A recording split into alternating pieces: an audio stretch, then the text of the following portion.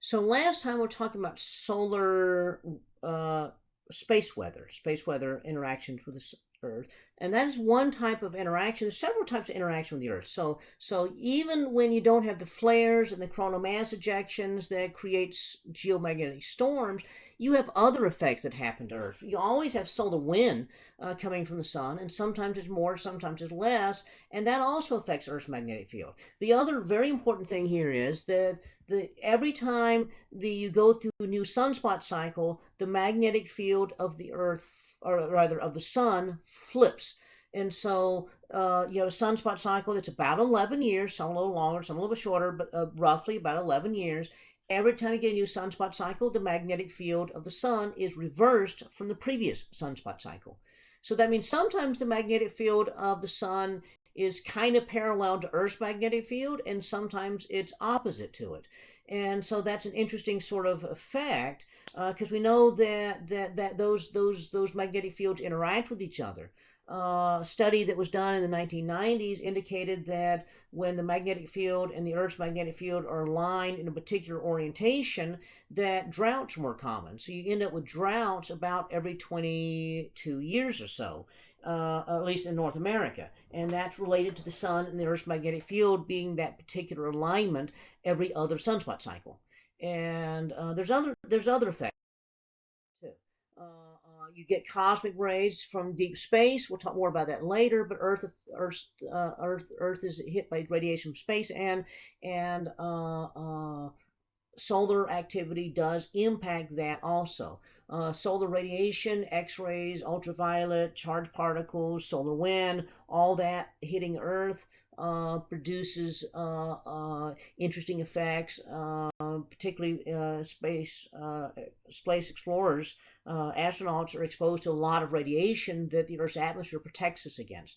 That radiation also makes it down into the atmosphere, so the deeper you are in the atmosphere, the more protected you are, but aircraft are much higher, and so they get more radiation from space than would people on the ground get. And these other sort of interactions, geomagnetic storms produce radio blackouts. They can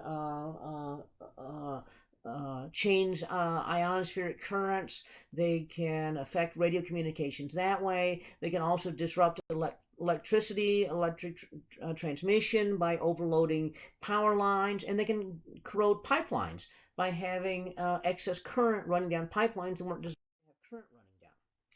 One of the interesting things about major flares is the biggest flares often happen either near the peak or on the back side of a sunspot cycle. And so that's when the most flares occur, is between max and min. So on the back side of a sunspot cycle is when you have the most flares. Those big flares have high radiation loading. And that makes an interesting thing because this was a paper published in the 1990s I read, and I made a copy of the graph that was in it, and it shows that there have been a number of influenza pandemics that have been tied to solar activity. That between the peak and the minimum of the sun is when you often get pandemics. Okay, and notice what we're dealing with right now is not an influenza pandemic, but a coronavirus pandemic, and it's right at solar minimum. So it's in that window between solar peak and solar minimum. And so this has to do with the different radiation loading possibly that we're getting from the sun, and possible mutations of viruses. That's not confirmed, but it is a very interesting, definitely a very interesting observation. The other thing is you get a change in a radioactive carbon in the atmosphere, carbon-14. Now what happens is, you remember that high energy processes in the sun, nuclear fusion, two protons come together and one of them can become a neutron. Similar sort of thing can actually happen in the atmosphere, and that is you have a nitrogen atom, and a nitrogen atom would normally have 7 protons and 7 neutrons. A cosmic ray hits it, and what it can do is it can convert one of those neutrons into a proton and then spit an electron out. And so you would end up with a carbon plus a beta particle. Okay, and so, or sorry, a positron. And so, so it converted a proton into a neutron. So you have a positron coming out, and so or other positively charged things, and so you produce carbon-14 in the atmosphere. Well, carbon-14 is a radioactive form of carbon. It has a half-life of a few thousand years, and so after a few thousand years, there's half of what was there left. Well, the carbon in the radioactive carbon in the atmosphere doesn't just stay radioactive carbon. The atmosphere will often bond to oxygen, and then you have radioactive carbon dioxide. And so what happens is that stays in the atmosphere for a while, and it's produced at a fairly reasonable rate, so you maintain a balance of constant level of radioactive carbon dioxide in the atmosphere. Plants would then take that in, release oxygen, but the radioactive carbon stays in the plant. So plants maintain a constant level of radioactivity. So if you eat a plant, so you eat a salad or something, you're actually eating radioactive vegetables. You say, well, wait a minute, I'm just eat beef then. Well, of course, cows eat plants, and so now cows are radioactive. And so that means anytime you're eating something radioactive, because you're bringing in radioactive carbon.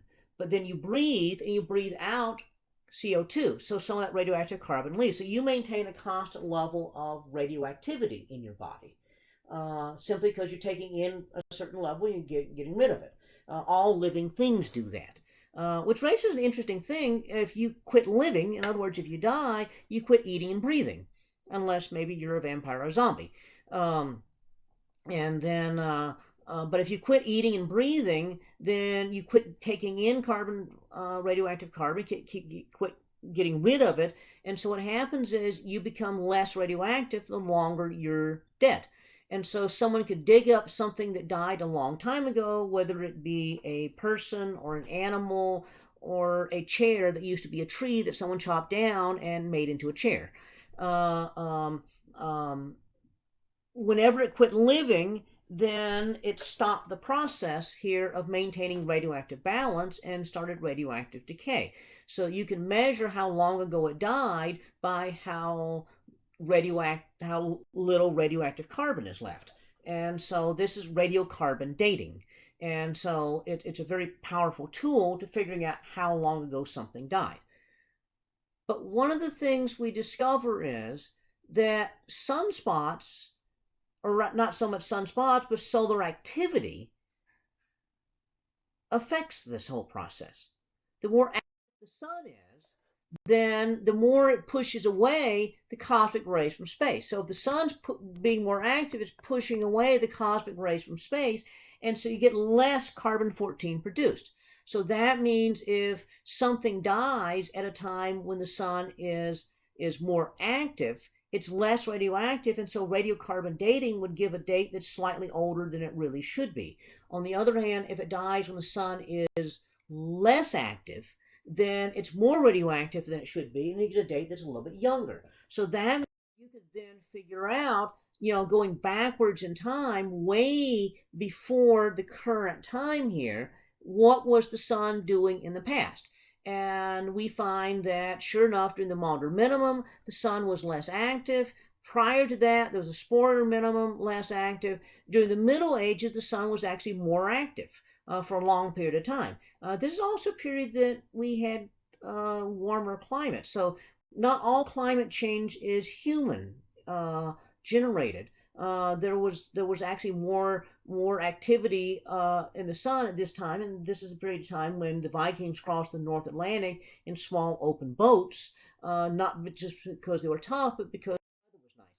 And so this is what we call the medieval optimal time. And we can run this thing backwards for thousands or tens of thousands of years to figure out, what was done in the past.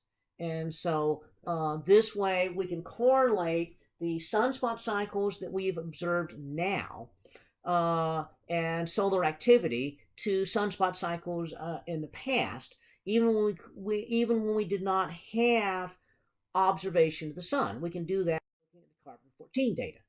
Now, before you say, therefore, that the sun is the only reason that we have issues with climate change, because during part of the 20th century, the sun was getting warmer and the temperature of the earth was getting warmer. But towards the end of the 20th century and then into the 21st century, the sun has been decreasing in activity. You know, in the past, when the sun increases activity, Earth warmed up. When the sun decreased in activity, Earth cooled off. But here, in recent years, even though the sun's been decreasing in activity, the Earth has been continuing to warm. As the sun's become very less active the last couple of solar cycles, the best we can say is the warming curve has been growing less quickly. So what's the difference? Well, the difference is human activity here. Human activity and increased greenhouse gas emissions. So that's starting that, in the past, the solar activity dominated the climate. Now humans are starting to dominate. But this means that really both are acting. So what does that mean? It means that global warming or global climate change is a lot more complicated than is normally made out to be in the press. There's probably more than one cause for it. Human activity is definitely probably part of it, but the sun is also a part of it. And so it's difficult to separate the two out, which is why we study astronomy, is to try to figure out exactly what's the sun doing so we can figure out exactly what are humans doing. And that's a very important thing, because we want to figure out exactly the correct thing to do about this. Okay, but back to the cosmic rays. Interesting thing about the cosmic rays is that solar activity has been dropping. Less solar activity tends to mean more cosmic rays coming. And so that means that aircraft are increasingly getting higher and higher radiation loads. Here's a balloon flight measurements here that were done for several years, showing that over several years we have more radiation loads. In fact, Finland maintains a neutron monitor of solar activity, and the neutron monitor, which measures radiation levels from space, is currently at very close to the highest it has ever been since the very first spaceflight. And so again, it's the lessening of solar activity has resulted in an increase in radiation loading.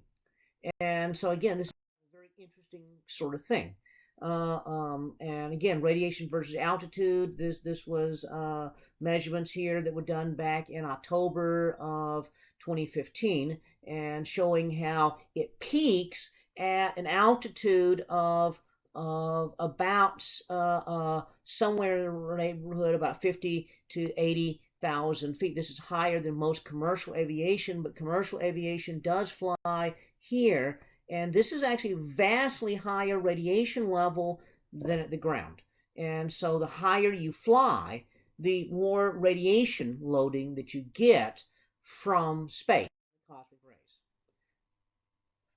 Okay, the cosmic rays we get are, we'll talk more about this later, but the primary cosmic rays, the deep radiation from space, when it hits something in the atmosphere, it showers downwards. Some of these particles hit other things, shower more, and then some make it all the way to the ground. And so what happens is, it's at this level right here, you're getting a lot of secondary cosmic rays, and they are what are impacting us.